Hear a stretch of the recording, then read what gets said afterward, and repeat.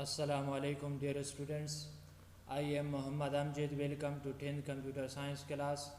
Today we will discuss chapter number 1 programming techniques, and first of all we will describe the criteria for measuring efficiency of an algorithm on the basis of input needed, processing to be completed, decision to be taken, and outputs to be provided. Dear students, algorithms کی کارکردگی کی پیمائش کے معیار کو بیان کریں۔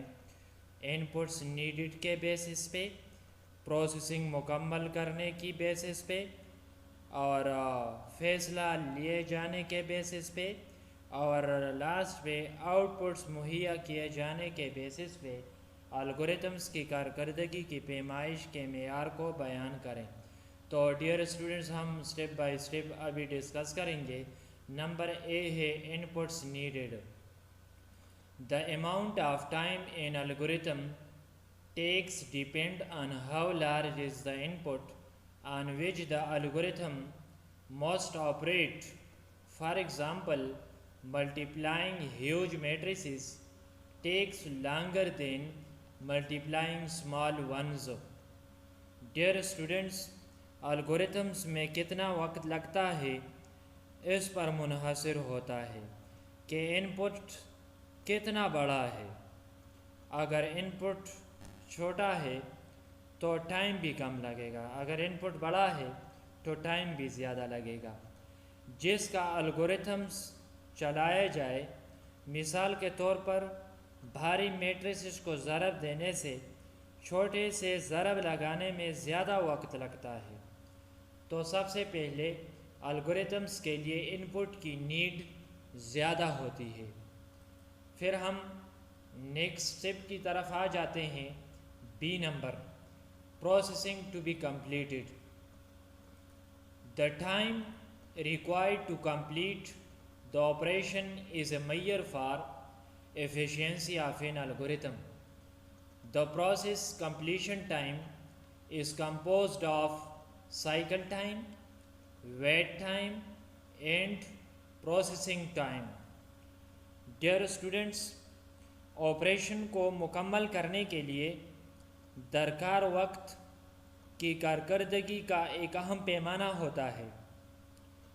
Algorithms کہ پروسیس کمپلیٹ کرنے کا جو ٹائم ہوتا ہے وہ مشتمل ہوتا ہے سائیکل ٹائم پہ، ویٹ ٹائم پہ، اور پروسیسنگ ٹائم پہ۔ تو ڈیئر اسٹوڈنٹس دیکھیں سائیکل ٹائم کیا ہوتا ہے۔ فار ایگزامپل، اگر ایک اے ٹی ایم پہ ہم کوئی ٹرانزیکشن کرنا چاہتے ہیں تو سب سے پہلے ہم اے ٹی ایم کارڈ کو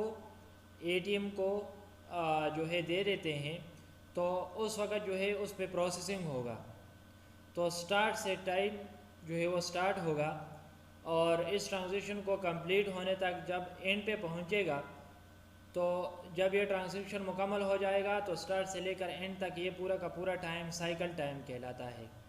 اس کے بعد ویٹ ٹائم ہے۔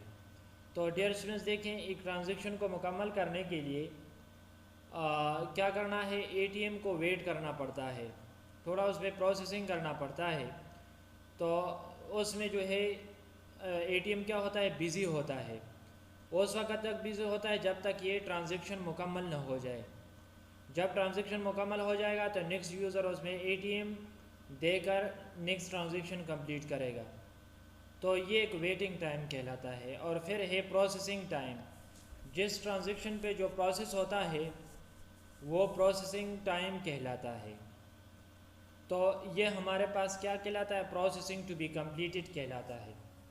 پھر اس کے بعد ہم سی نمبر پہ آ جاتے ہیں، ڈیسیجن ٹو بی ٹیکن۔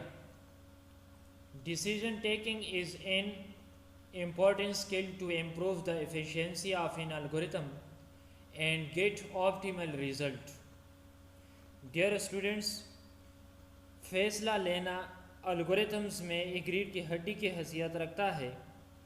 تو دیکھیں الگوریتھمس کے اس ادارے کار کو بہتر بنانے کے لیے فیصلہ کرنا ایک اہم مہارت ہوتا ہے، اور زیادہ سے زیادہ نتیجہ حاصل اس میں ہم کر سکتے ہیں، تو یہ ڈیسیجن ٹو بی ٹیکن کہلاتا ہے۔ اس کے بعد ہم آ جاتے ہیں ڈی نمبر اسٹیپ پہ، output to be provided. An algorithm is said to be correct if for every input instance it ends with the correct output. The algorithmic solution that provide correct desired output is considered as the best solution for the problem to be solved. Dear students, ایک algorithms کو صحیح اس وقت کہا جاتا ہے اگر ہر ان پٹ مثال کے طور پر اس کے ساتھ ہی ختم ہو جاتا ہے.